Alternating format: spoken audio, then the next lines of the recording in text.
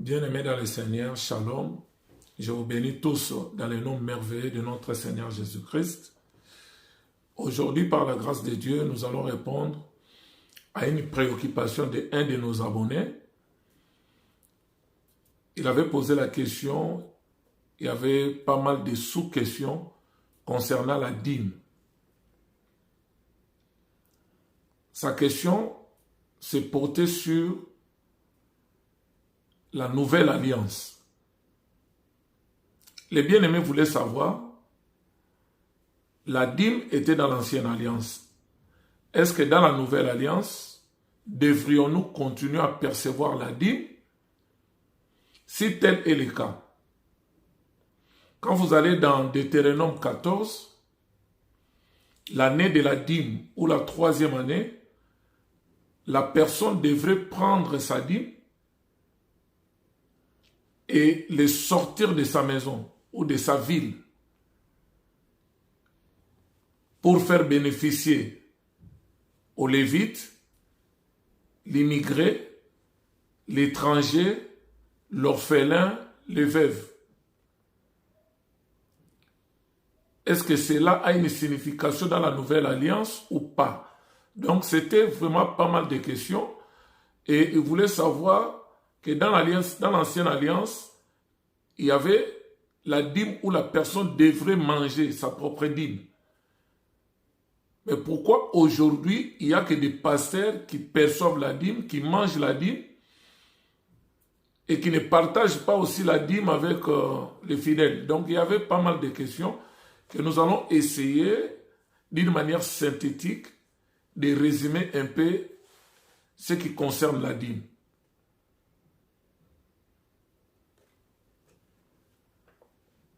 Déjà pour commencer,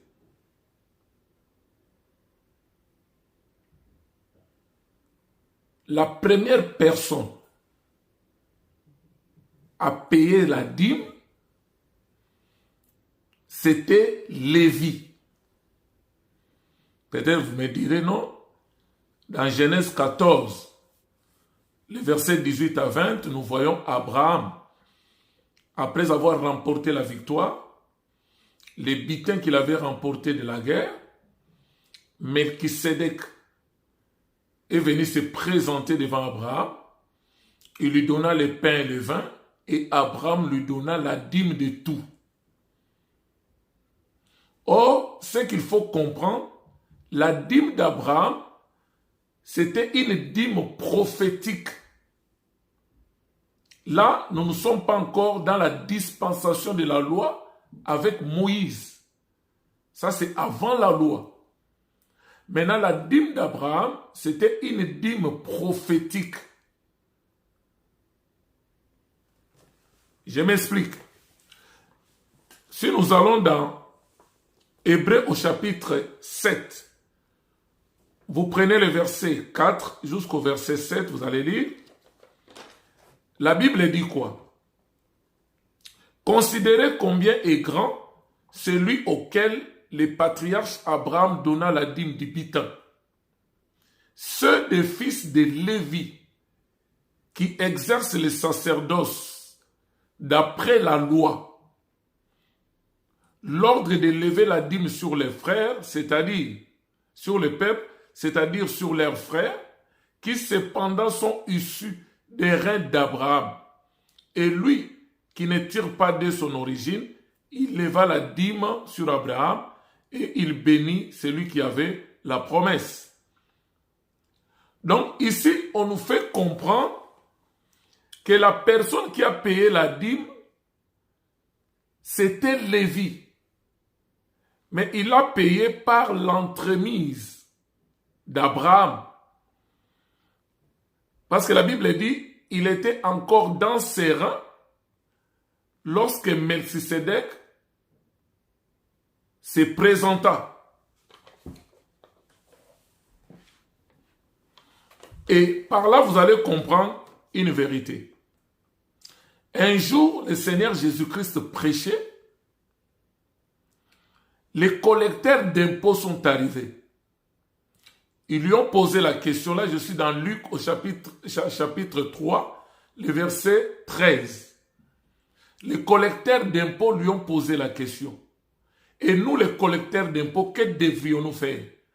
Le Seigneur Jésus-Christ leur a dit, n'exigez rien de plus de ce qui a été exigé par l'État.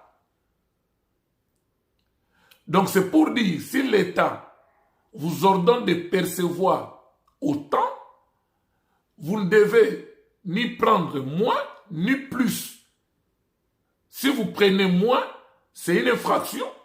Si vous prenez plus, c'est une infraction. Donc vous devez prendre les montants exacts que l'État a fixés. Donc cela revient à dire, Lévi, qui perçoit la dîme sur ses frères, dans les sacerdoces lévitiques, lui avait déjà payé sa portion des dîmes par les billets d'Abraham au moment où il était encore dans les reins d'Abraham. C'est-à-dire, au moment où Abraham payait la dîme à Melchisédek, Abraham n'avait pas encore eu Isaac. Isaac n'avait pas encore eu Jacob. Là, je parle de la lignée prophétique. Et Jacob n'avait pas encore eu les 12, ou parmi les 12, le troisième fils, Lévi. On dit qu'il était encore dans les reins d'Abraham. Il a payé sa dîme à Melchisédek, ce qui lui a donné droit de percevoir la dîme sur ses frères. Donc, il ne devrait pas prendre ni moins ni plus. C'est très important de comprendre la notion de la loi. La loi, c'est l'exactitude.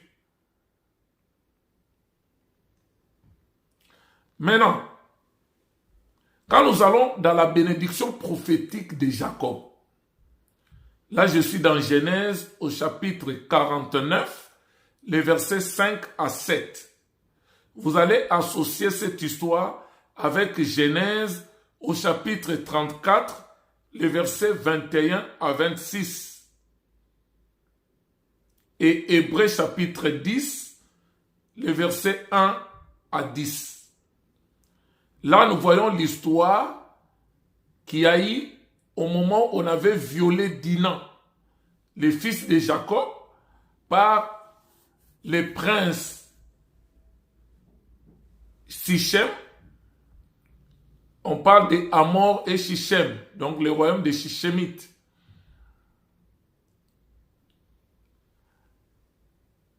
Pour venger leurs frères et leurs sœurs,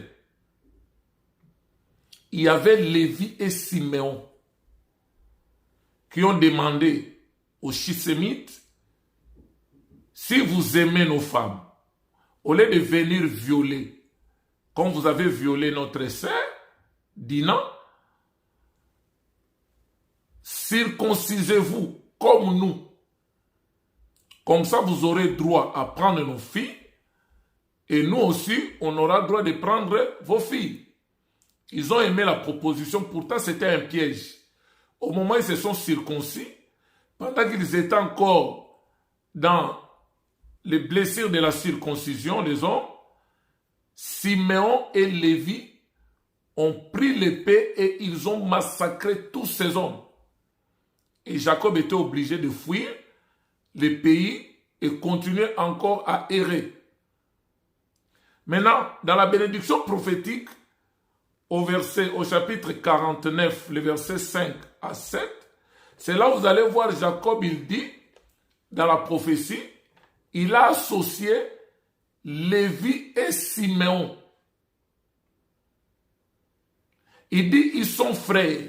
Leur glaive, c'est l'instrument de violence. Maudit soit leur colère. Mais il dit une chose importante.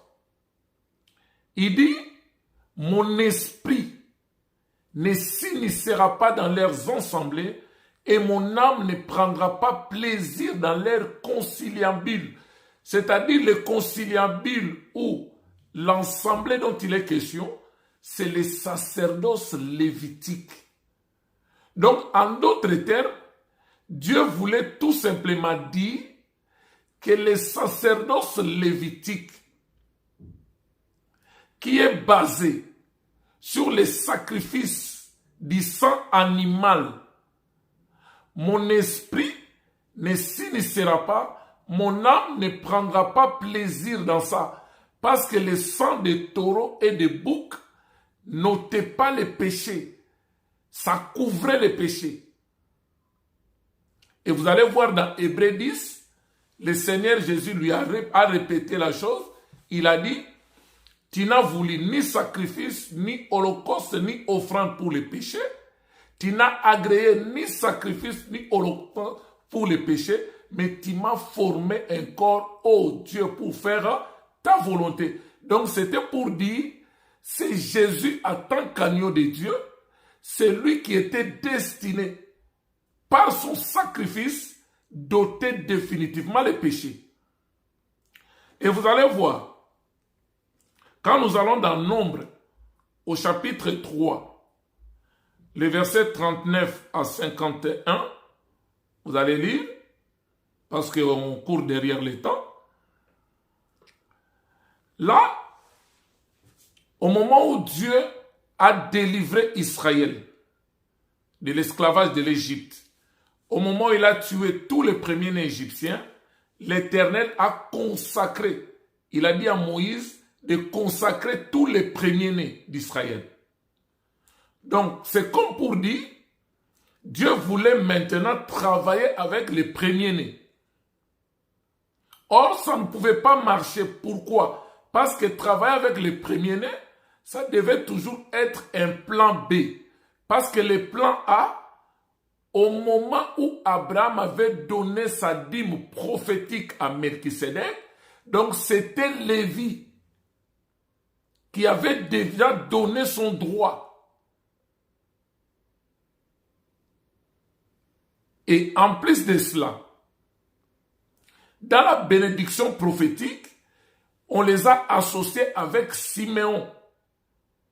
Or, Lévi veut dire s'attacher. Donc, Lévi devait être attaché à l'Éternel.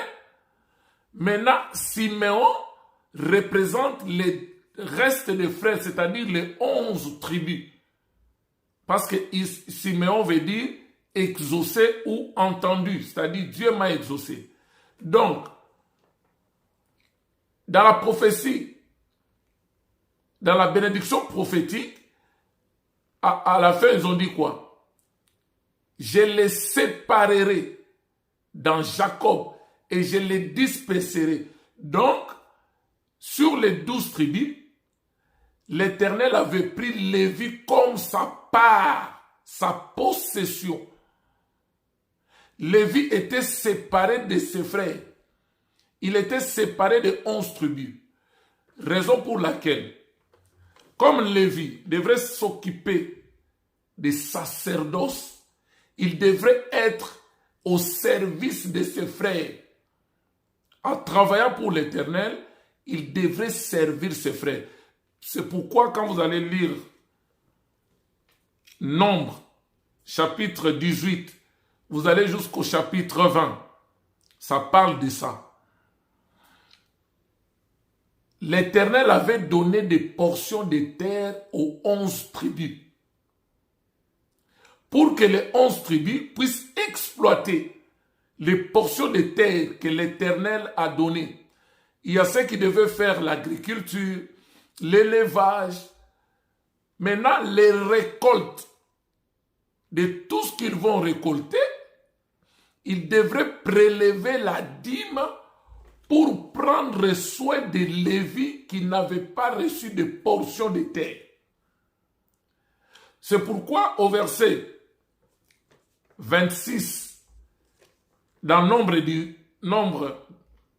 18, l'Éternel a bien expliqué que la dîme que vous allez apporter est pour Lévi leur salaire. Parce qu'ils sont à mon service pour vous. Donc, la dîme était donnée comme salaire, comme revenu à Lévi. Maintenant, nous devons comprendre une vérité.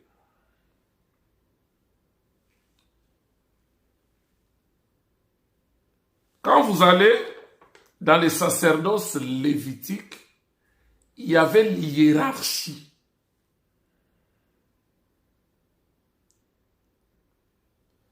Nous avons le souverain sacrificateur Aaron,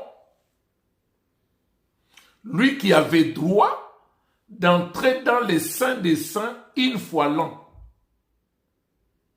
les jours de Yom Kippour, de grand pardon. Et nous avons les sacrificateurs ou des fils d'Aaron. Et ils avaient droit d'entrer dans les lieux saints. Et nous avons des Lévites qui se limitaient qu'au parvis. Ça veut dire quoi? Ça veut dire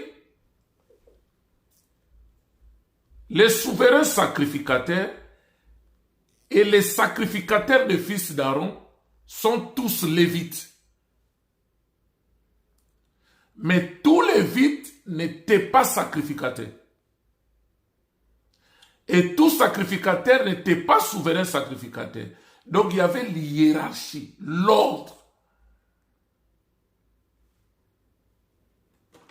Maintenant, vous allez comprendre une vérité.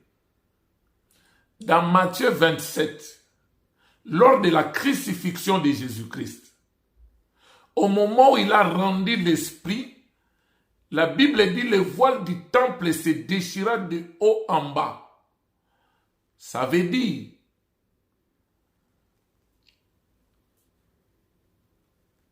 les lieux très saints qui étaient réservés uniquement aux souverains sacrificateurs, qui avaient seulement droit d'y entrer une fois l'an, maintenant par le sacrifice de Christ,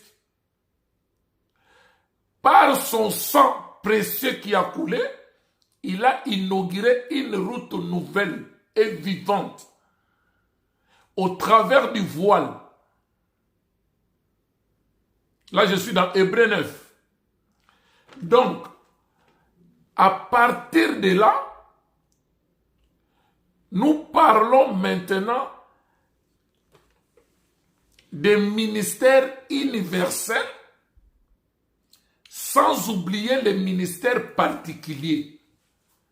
C'est là où souvent ça prête confusion par rapport à la question du bien-aimé, quand il a dit, c'est seulement les pasteurs qui mangent la dîme, ils ne partagent pas avec les fidèles, mais il voit aussi dans Deutéronome 14, où la personne lui-même, qui n'était pas lévite, mais qui mangeait sa propre dîme, et là, les pasteurs ne l'enseignent pas. Donc, je suis en train d'évoluer étape par étape pour faciliter la compréhension compte tenu du temps. Donc, quand vous allez dans Apocalypse, au chapitre 1er, vous prenez les versets 5 à 6, vous allez voir, la Bible dit que Christ a fait de nous un royaume de sacrificateurs pour Dieu son Père. Dans d'autres versions, on dit, il a fait de nous des rois et des sacrificateurs. Donc là, il n'est plus question du sacerdoce lévitique. Parce que dans les sacerdoces lévitiques, il n'était pas des rois. Il était des lévites tout court. Mais dans les sacerdoces royales, c'est-à-dire, nous avons des attributs des rois et des sacrificateurs. C'est pourquoi on parle de l'ordre de Melchisédek. Celui qui s'est présenté devant Abraham, il était en même temps roi, en même temps souverain sacrificateur. Maintenant, dans les sacerdoces ou dans les ministères universels, nous tous, nous sommes égaux. C'est là où dans Pierre on dit, nous offrons à l'Éternel, offrez à l'Éternel vos corps comme un sacrifice vivant, saint et agréable à l'Éternel. On parle aussi des fruits de nos lèvres qui doivent exalter l'Éternel. Donc dans les sacerdoces universels, c'est comme un corps. Nous sommes tous membres du corps de Christ. Dans les sacerdoces universels, personne n'est au-dessus de l'autre. Nous tous, nous avons accès auprès de Dieu. On n'a plus besoin d'un intermédiaire, d'un souverain sacrificateur qui doit entrer et plaider pour notre cause. C'est-à-dire dans les ministères universels ou sacerdoces universels, nous tous, nous avons accès auprès de Dieu. Mais nous devons faire attention. Pourquoi? Parce que dans les ministères universels, à l'intérieur, nous avons les ministères particuliers. C'est comme un corps. Nous tous, nous sommes des membres dans un corps. Jésus-Christ étant la tête de l'Église. Maintenant, dans le corps, nous avons des organes que nous appelons des organes vitaux. Maintenant, ces organes vitaux, ils sont en même temps membres dans le corps, en même temps, ils jouent double rôle pour faire fonctionner les restes des membres. C'est là où je parle de ministères particuliers. Là, je suis dans Éphésiens 4, le verset 11 à 13. Étant monté dans le hauteur, il a amené des captifs, il a fait des dons aux hommes. Il a donné les uns comme apôtres, les autres comme pasteurs, les autres comme évangélistes, les autres comme docteurs, les autres comme prophètes, pour le perfectionnement des saints. Or, les saints dont il est question, ils font partie du corps, ce sont des membres. Maintenant, le rôle de ces 5 organes ou ces 5 ministères font en sorte que le corps vive.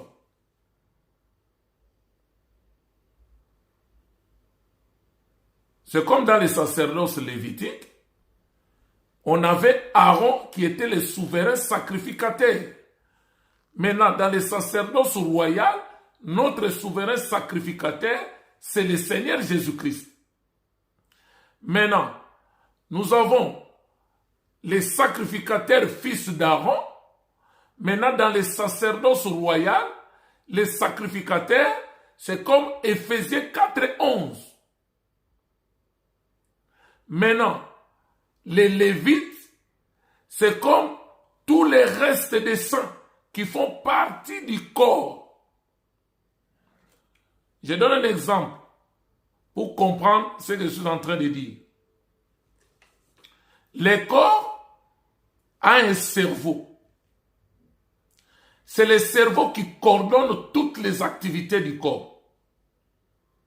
Je peux attribuer par exemple le cerveau au ministère apôtre. Ensuite, nous avons les cœurs. Je peux attribuer les cœurs au pasteur. Nous avons le foie. Je peux attribuer le foie aux évangélistes. Nous avons les poumons. Je peux donner les poumons aux pasteurs. Et nous avons les reins. Et les reins, je peux donner aux prophètes. Nous avons les 5 ministères. 5 organes vitaux. Et si ces 5 organes que je viens de citer, et qu'il y a un qui est mort, l'homme meurt. C'est pourquoi, dans une église locale, il doit y avoir les 5 ministères pour le perfectionnement des saints, en vue de l'œuvre du ministère, pour l'édification de l'église corps de Christ.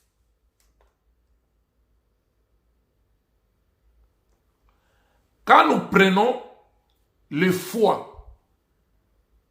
parce que l'homme peut vivre sans la rate, le foie et la rate produisent le sang. Mais je prends le foie. C'est ça l'évangéliste, l'image. Il produit le sang. Maintenant, pour que le sang circule, il faut de l'oxygène. Or, celui qui intervient pour apporter l'oxygène, c'est le poumon. Là, nous voyons les docteurs. Maintenant, le sang produit par le foie est brut. Mais pour que la personne, le corps soit en bonne santé, il faut que le sang là soit filtré. Or, celui qui filtre le sang, c'est les reins. Là, je vois les prophètes. Maintenant, au moment où le sang maintenant circule avec l'oxygène qui vient du poumon, les docteurs, il faut que ça arrive au niveau du cœur. Là, je vois les pasteurs. Maintenant, c'est le cœur qui dispatche le sang à travers le corps. Ça, c'est les pasteurs. Et maintenant, toutes les activités du corps sont coordonnées et supervisées par le cerveau. Là, je vois l'apôtre. Donc, les ministères universels ne doivent pas nous mettre dans la confusion. Les ministères universels nous donnent le droit à nous tous, pasteurs, prophètes, docteurs et les fidèles, nous avons tous accès auprès du Père. Nous avons tous accès auprès de Dieu. On est tous égaux.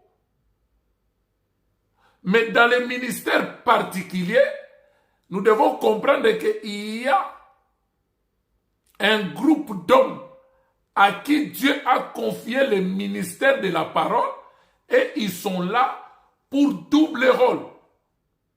Ils sont en même temps membres dans le corps et ils jouent un rôle pour donner la vie au reste du corps. Éphésiens 4, 11.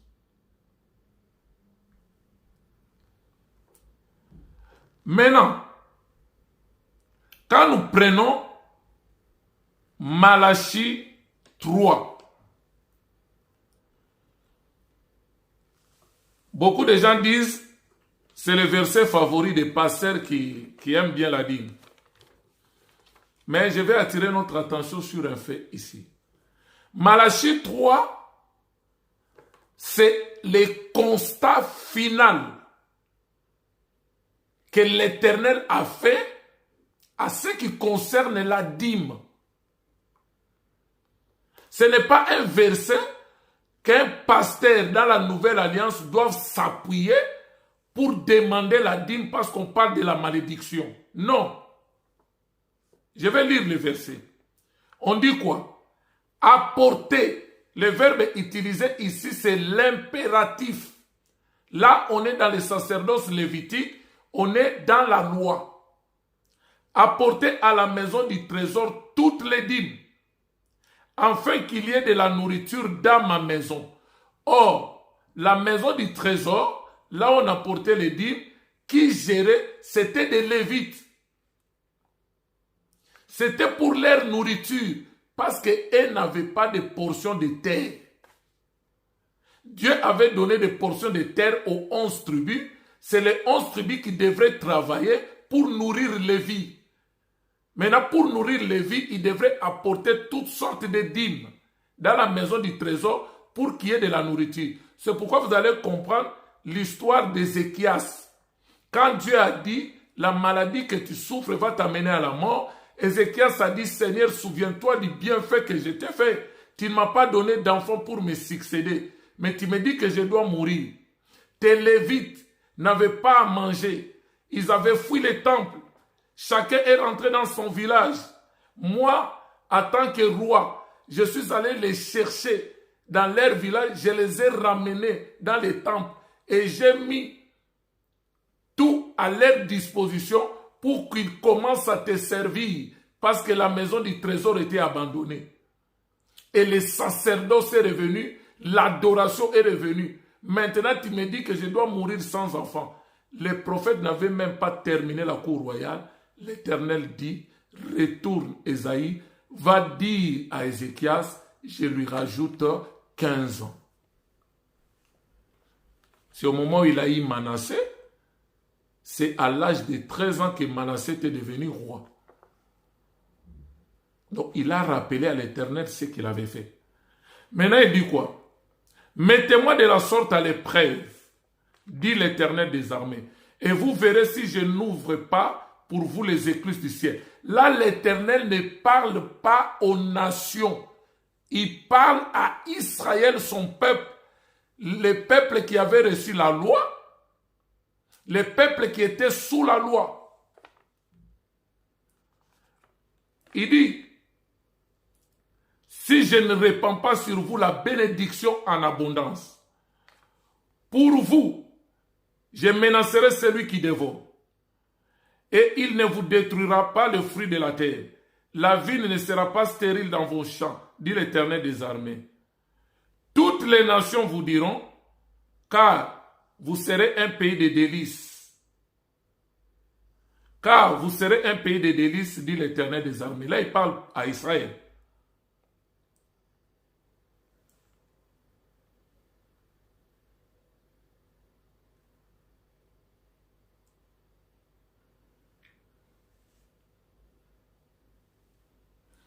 Je reprends au verset 8. Un homme trompe-t-il Dieu? Car vous me trompez. Et vous dites, à quoi t'avons-nous trompé? L'Éternel dit, dans des dîmes et les offrandes. Vous êtes frappés par la malédiction et vous me trompez, la nation tout entière. Donc Israël était frappé par la malédiction parce qu'il trompait Dieu dans les dîmes et dans les offrandes. Maintenant, nous allons comprendre pourquoi l'Éternel a dit qu'ils sont frappés par la malédiction.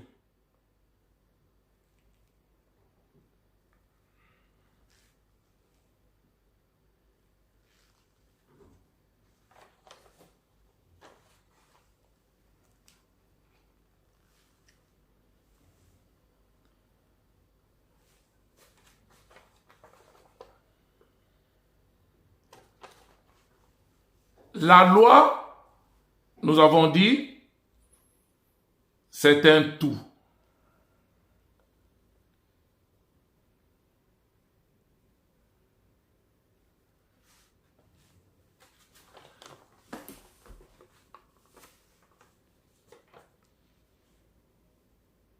Comprenez bien les principes de la loi.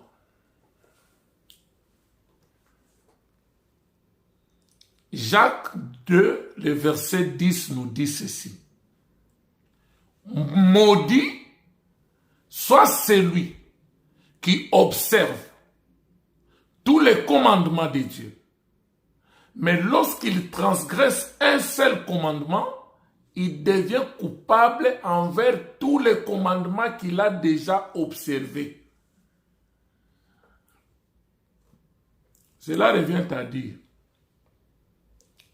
si vous observez la dîme, je prends un exemple. Tu as commencé à observer la dîme quand vous avez par exemple 20 ans. Tous les ans, vous payez correctement votre dîme jusqu'à l'âge de 50 ans. Mais l'année où tu seras en difficulté pour donner la dîme comme il se doit, Vous devenez coupable envers la dîme depuis que vous avez commencé à l'observer à l'âge de 10 ans. Maintenant, dites-moi qui va s'en sortir. Personne. Et la dîme que les gens donnaient, pourquoi Dieu a dit vous me volez? Parce qu'on ne peut pas donner l'exactitude comme réclame la loi. Je vais donner un exemple simple, vous allez comprendre ce que je suis en train de dire. Si vous avez 10 vaches ou 10 chèvres, la dîme de 10 chèvres, vous me direz quoi? C'est une chèvre ou une vache? Maintenant, dans les principes de la loi, si vous voulez être sûr que ce que vous donnez est le 10e de ce que vous possédez, il faut commencer d'abord par prendre les 10 vaches ou les 10 chèvres. Ils doivent avoir le même poids.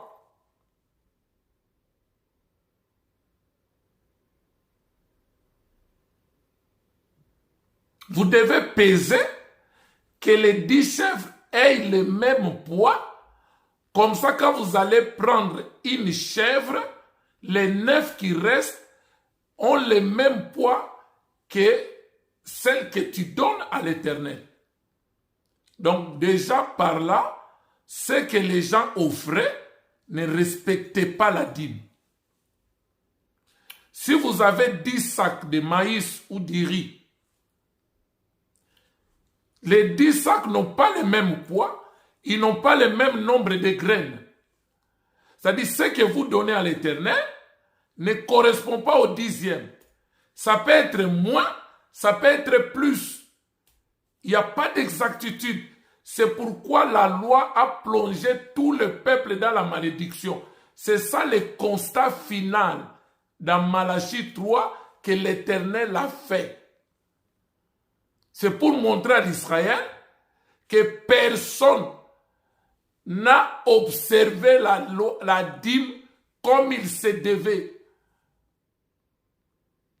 Parce que la loi n'était pas là pour que l'homme accomplisse les exigences de la loi et gagner la faveur de Dieu. Non. La loi était là pour diagnostiquer la maladie de l'homme et montrer à l'homme que moi, je ne peux pas te soigner. C'est comme le thermomètre. Tu mets sous le sel, ça te donne le degré de la fièvre. Et ça te dit, va à l'hôpital te faire soigner. La grâce. C'est pourquoi la Bible nous dit dans Galates 4, le verset 4, Jésus-Christ, né d'une femme, né sous la loi, en vue de nous délivrer de la malédiction de la loi pour nous faire entrer dans le régime de la grâce. C'est très important de comprendre ça. On a dit à Lévi, dans Luc 3,13, tu n'exigeras rien de plus de ce qui a été exigé. Donc Lévi, lui qui a donné le 10e par le biais d'Abraham à Melchisédek, lui aussi devrait recevoir le 10e venant de ses frères. Or, les 10e qui viennent de ses frères ne correspondent pas. Voilà pourquoi tout Israël, la nation tout entière, était plongée dans la malédiction.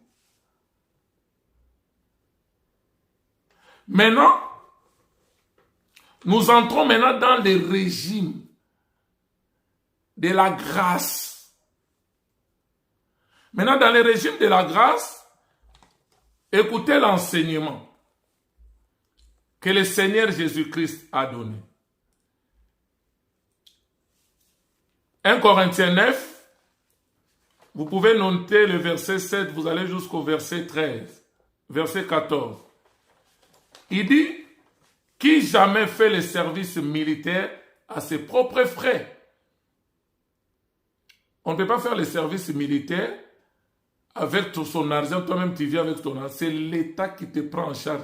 C'est ce qu'il veut dire. Quand on vient dans les ministères, dans les sacerdoces, on ne vient pas avec ses moyens. C'est Dieu qui doit te prendre en charge. Ce n'est pas le peuple d'abord, c'est Dieu d'abord. C'est Dieu qui doit susciter au peuple de te bénir. Qui est-ce qui plante une vigne et n'en mange pas le fruit? Qui est-ce qui fait paître un troupeau et ne se nourrissent pas du lait du troupeau? Ces choses que j'ai dit n'existent-elles pas que dans les usages des hommes? La loi ne les dit-elle pas aussi? Car il est écrit dans la loi de Moïse, tu ne miselleras point les bœufs quand il fout les grains. Dieu se met-il en peine de bœufs ou parle-t-il uniquement à cause de nous? Oui, c'est à cause de nous qu'il a été écrit que celui qui laboure doit labourer avec espérance. Et celui qui foule les grains, fouler avec espérance d'y avoir part. Verset 11.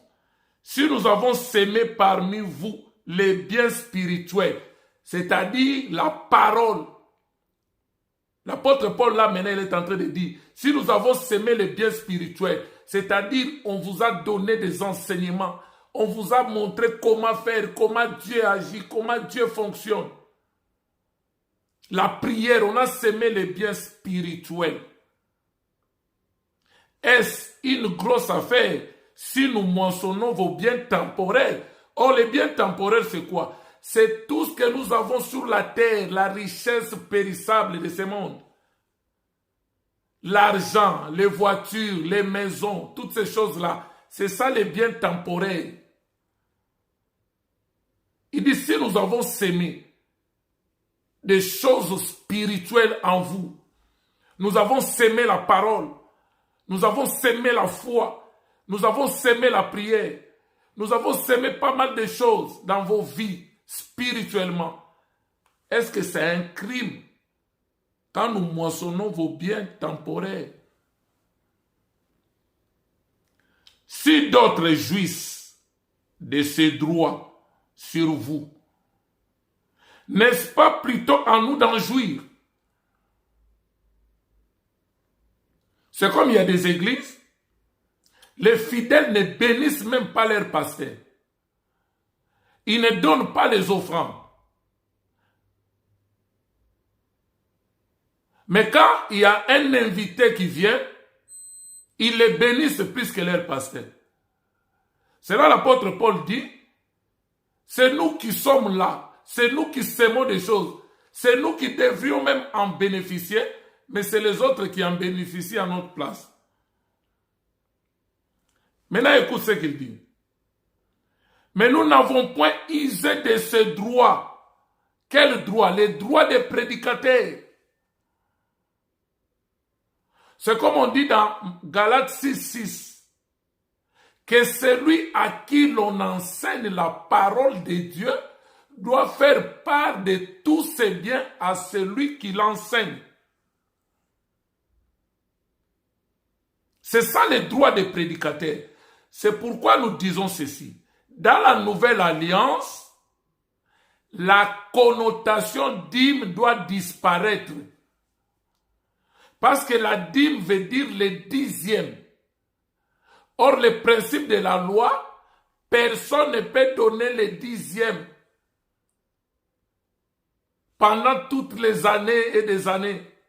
Il va faillir et il va tomber dans la malédiction. C'est comme par exemple, je te donne un exemple. Si on te donne 1001 centimes d'euros, ta dîme sera de combien? Vous n'allez pas tenir compte de 1 centime. Vous allez dire que 1 centime, c'est la dernière pièce que nous avons. Mais sur les 1000 euros, la dîme, je prends 100 euros. Quand vous donnez 100 euros dans les principes de la dîme, dans les principes de la loi, vous avez volé Dieu. Parce que c'est moins. Maintenant, si vous prenez 100 euros sur les 1000 et vous dites, bon voilà, je rajoute les 1 centime là, je donne 101 centimes comme dîme. Dans les principes de la loi, vous avez volé, vous avez échoué. Parce que là, c'est plus. Parce que la loi, c'est ni plus ni moins, c'est l'exactitude. Donc vous allez comprendre que si vous restez toujours dans les principes de la loi, vous n'allez pas vous en sortir. C'est pourquoi dans la grâce, l'homme doit donner comme il a résolu de donner dans son cœur, sans contrainte ni tristesse, mais avec joie. Celui à qui l'on enseigne la parole de Dieu doit faire part de tous ses biens à celui qui l'enseigne. Or, nous sommes dans la loi royale. La loi royale est régie par le sacerdoce royal, est régie par la loi royale. Or, la loi royale, c'est quoi? C'est l'amour. Donc, nous offrons à Dieu, pas par contrainte, mais nous offrons à Dieu avec joie, par amour, pour ce qu'il a fait de nous. Et nous donnons dans la liberté du cœur, sans contrainte ni tristesse, mais avec joie. C'est ça le principe de la grâce. Donc la connotation dîme doit disparaître. Au lieu de parler de la dîme, parlons de la portion consacrée. La portion consacrée à l'Éternel.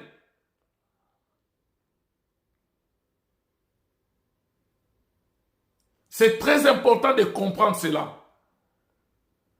L'apôtre Paul a dit quoi? C'est notre droit en tant que prédicateur. Galates 6:6. Mais nous n'avons pas utilisé ces droits-là pour ne pas faire obstacle à l'évangile. Il dit quoi? Mais nous n'avons point usé de ces droits. Au contraire, nous souffrons tout afin de ne pas créer l'obstacle à l'évangile de Christ. Parce qu'il y a des pasteurs, tellement ils sont rongés par la cupidité, l'amour de l'argent. Ils pensent que servir Dieu, c'est pour devenir obligatoirement riche. Non. L'apôtre Pierre avait posé la question. Nous avons tout quitté. Nous t'avons suivi. Qu'est-ce que nous recevrons en retour? Il a dit, vous recevrez des maisons, de ceci, cela, tout ça. Et la vie éternelle. Mais regardez leur vie. Ils n'ont pas reçu ça. Mais ils ont reçu la vie éternelle. C'est ça le plus important. Il y a des pasteurs qui font de la dîme comme une chaîne sur le cou des fidèles. Ils ont des cahiers. Ils courent derrière les fidèles tous les mois. C'est moi ici, je n'ai pas vu ta dîme. C'est quoi? Ça, c'est du vol. Laissez le peuple libre.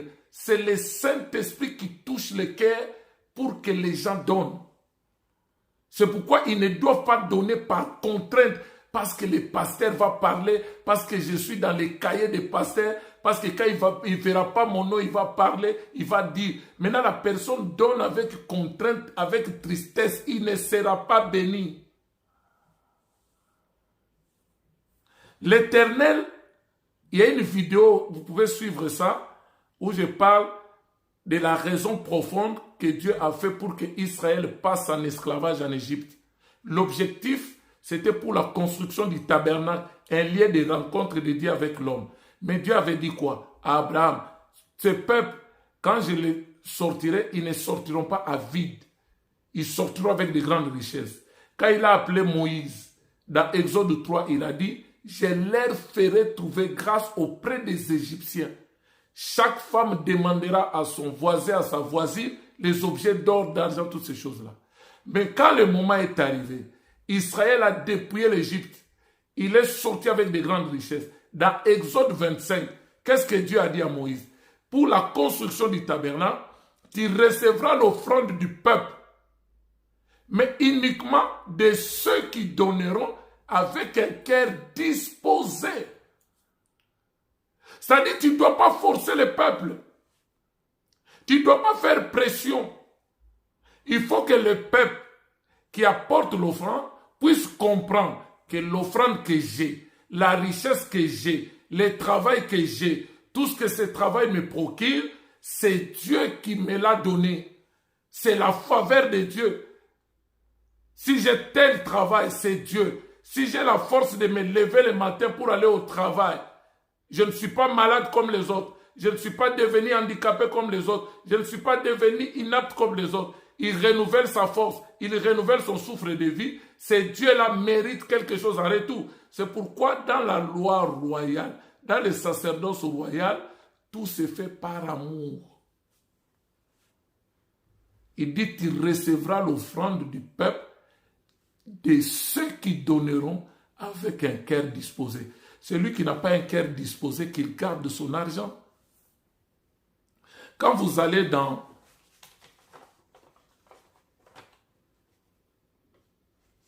Écoute, je continue le verset.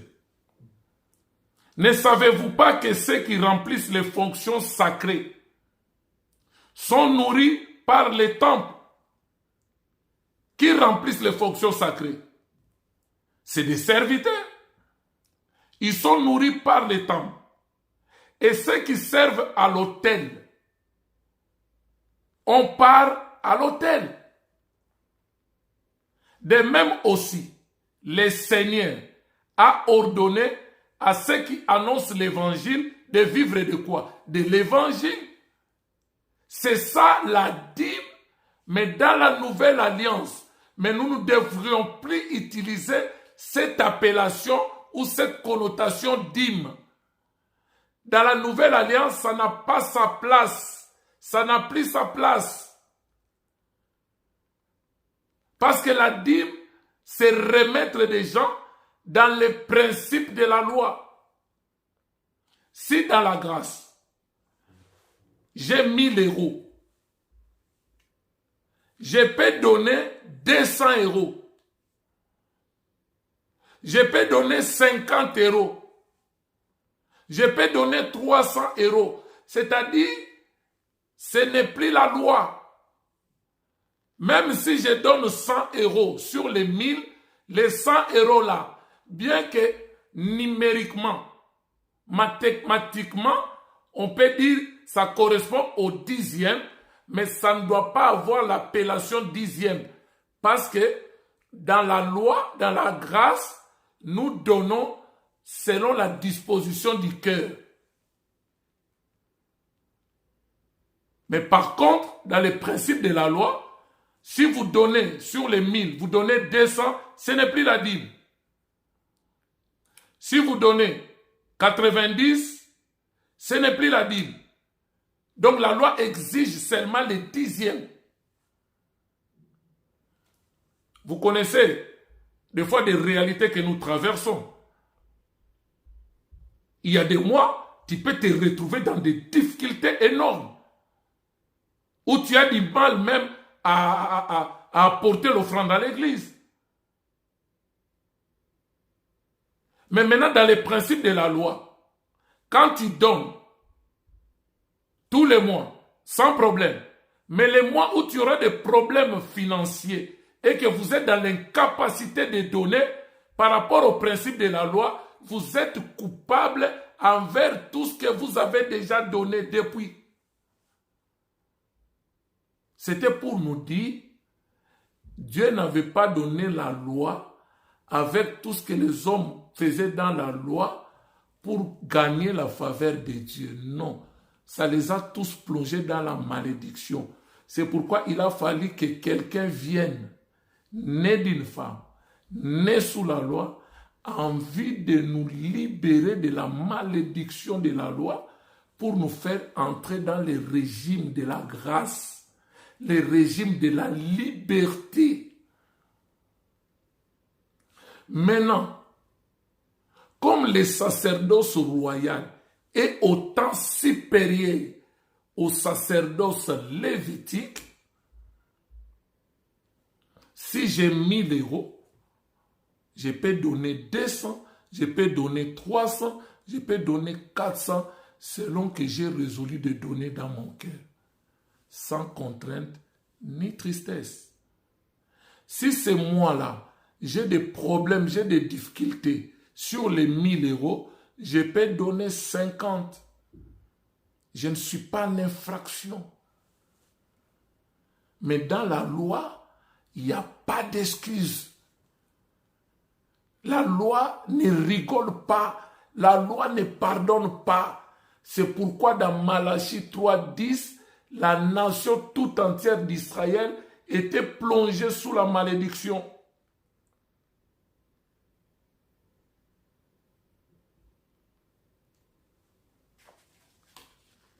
Donc c'est pour comprendre ces principes.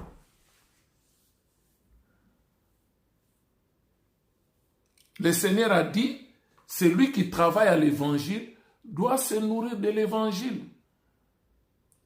Et n'oubliez pas que c'était des sacrificateurs, des lévites qui percevaient la dîme sur les frères et sur la dîme qu'ils percevaient, ils enlevaient la dîme de la dîme pour donner à Aaron et à ses fils.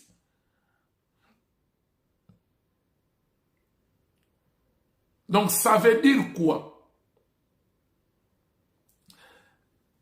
Ce qu'on reçoit à l'église comme offrande, comme portion consacrée à l'Éternel, toute forme d'offrande, les dons que nous recevons, ce n'est pas les pasteurs qui perçoivent. Il y a une équipe, on peut dire peut-être des diacres. Quand les gens donnent ces choses-là, ils récoltent ces choses et sur ce qu'ils récoltent, ils enlèvent une portion pour des serviteurs, des ministères particuliers. Et le reste, c'est pour aussi aider les autres membres de l'Église. Tellement les gens ne sont pas dans ces principes, vous allez voir dans une église, le pasteur est millionnaire. Il a des jets privés, il a des villas partout, il a des voitures de luxe, il a des comptes remplis en banque, mais vous regardez dans son église, il y a des pauvres, il y a des misérables. C'est inconcevable. C'est pourquoi dans l'église primitive, là je suis dans Actes au chapitre 4, vous prenez les versets 32 à 35, la Bible dit, personne ne disait que ces biens lui appartenaient. Ils vendaient leurs terrains, ils vendaient leurs propriétés, ils vendaient leurs maisons et ils apportaient l'argent aux pieds des apôtres et on distribuait à chacun selon ses besoins. L'objectif c'était quoi? Pour que parmi eux, qu'il n'y ait pas d'indigents.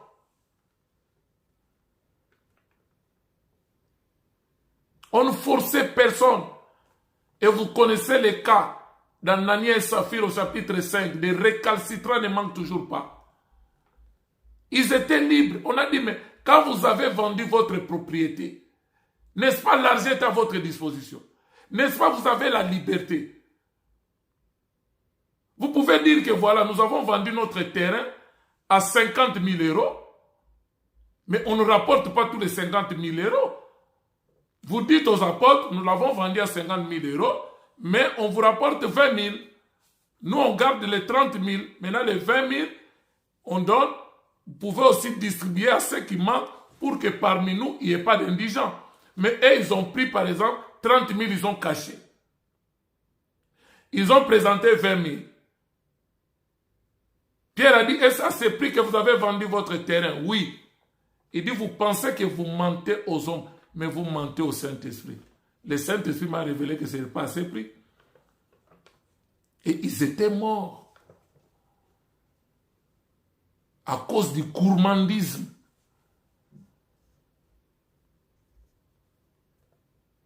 On ne forçait personne. Ils étaient libres. Nous sommes dans le régime de la liberté. C'est très important. Dans la grâce, On ne doit plus utiliser cette expression.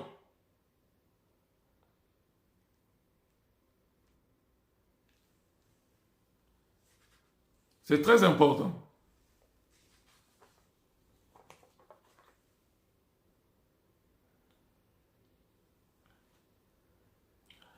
Je vais finir par Deutéronome 14, le verset 22 à 29. C'est important. C'est par rapport à la question toujours du bien-aimé. Écoute ce que dit la Bible.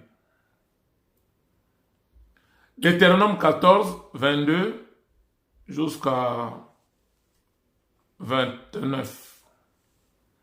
Tu lèveras la dîme de tout ce que produira ta sémence, de ce que rapportera ton champ chaque année. Et tu mangeras devant l'Éternel. Là, c'était par rapport à la question, les pasteurs n'enseignent jamais que dans l'ancienne alliance, les gens mangeaient leur propre dîme en famille. Et ils veulent toujours qu'on leur apporte la dîme. Donc, c'est par rapport à cette question que je réponds pour clôturer cette vidéo. Il dit quoi? Tu mangeras devant l'Éternel ton Dieu dans les lieux où il choisira pour y faire résider son nom. Or, nous savons que les lieux où Dieu avait choisi pour faire résider son nom, c'était à Jérusalem. C'est comme si tu vivais, par exemple, dans une des provinces ou dans une autre ville, mais l'Éternel a choisi Jérusalem, là où tu dois rapporter ta dîme. Maintenant, si ta dîme, c'est une vache, ou des sacs de riz ou de maïs, tu ne dois pas transporter cette charge-là, tu peux même les vendre. Tu prends l'argent de cette dîme, tu les mets dans ta ceinture, tu vas là-bas à Jérusalem, dans la ville où Dieu choisira. Je lis, vous allez comprendre. La dîme de ton bleu, de ton mou, de ton huile, et les premiers-nés de ton gros et de tes menus bétail, afin que tu apprennes à craindre toujours Dieu. C'est-à-dire, quand l'homme mangeait sa dîme, c'était pour qu'il puisse avoir la crainte de Dieu. C'est très important. Ce n'est pas que tu n'as pas la crainte de Dieu et tu manges. Non. C'était pour dire, quand Dieu t'autorise à manger la portion consacrée, c'est pour que tu apprennes à craindre Dieu. Je continue. Peut-être lorsque l'Éternel ton Dieu t'aura béni, le chemin sera-t-il trop long pour que tu puisses apporter ta dîme à cause de ton éloignement du lieu qu'aura choisi l'Éternel ton Dieu pour faire résider son nom, alors tu échangeras ta dîme contre de l'argent. C'est ce que j'ai dit, tu peux vendre, tu prends l'argent. L'argent n'est pas pesant. Tu serreras cet argent dans ta main et tu iras au lieu que l'Éternel ton Dieu aurait choisi. Là, tu achèteras avec l'argent tout ce que tu désireras. C'est-à-dire, dès que tu arrives dans la ville où Dieu a choisi de résider son nom, à Jérusalem par exemple, l'argent de ta dîme, tu peux maintenant acheter tout ce que tu veux. C'est l'équivalent de la dîme que tu dois manger. Maintenant, on dit quoi?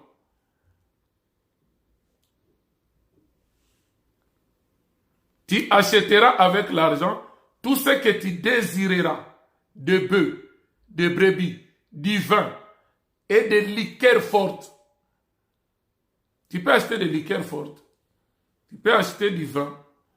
Tout ce qui te fera plaisir. Et tu mangeras devant l'Éternel ton Dieu. Et tu te réjouiras, toi et ta famille. Mais écoute maintenant le piège. Le verset 27. Pendant que tu dois manger ça, ta dîme, tu ne délaisseras point le lévite qui sera dans tes portes. En d'autres termes, sur la dîme que toi tu as perçue, où tu dois manger avec ta famille, l'Éternel dit, il faut que le lévite qui est devant ta porte puisse manger aussi. Or, la part que le lévite va manger, c'est comme sur ta dîme, l'Éternel prélève encore une dîme. Donc, dans ce que tu as, l'Éternel récupère en utilisant le lévite qui est devant ta porte pour récupérer une portion. Car il n'a ni part ni héritage avec toi. Maintenant, verset 28. Au bout de 3 ans, là maintenant c'était l'année qu'on appelait l'année de la dîme. Tout ce que tu as gardé pendant une année, 2 ans, 3 ans, aussi longtemps, cette portion consacrée de l'Éternel était dans ta maison, même quand la personne, par exemple, était éprouvée, et qu'il y avait des gens qui venaient te voir.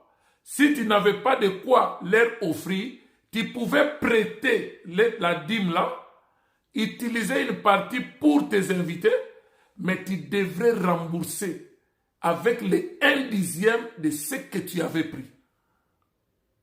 Et aussi longtemps, cette portion consacrée était chez toi, c'est comme si tu gardais une malédiction dans ta maison.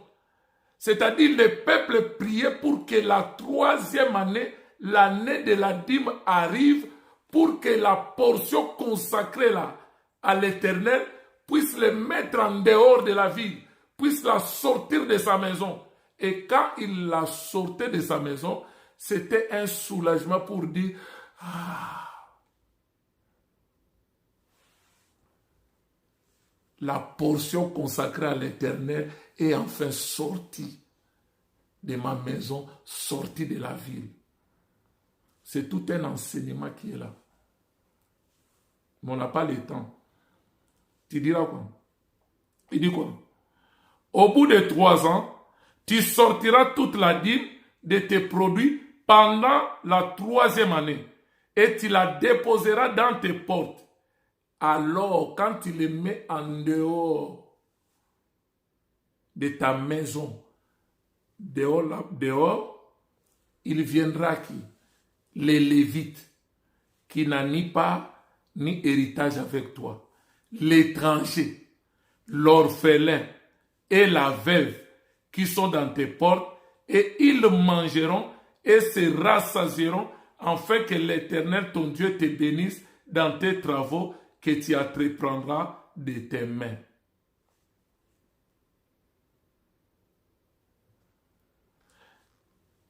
Ici,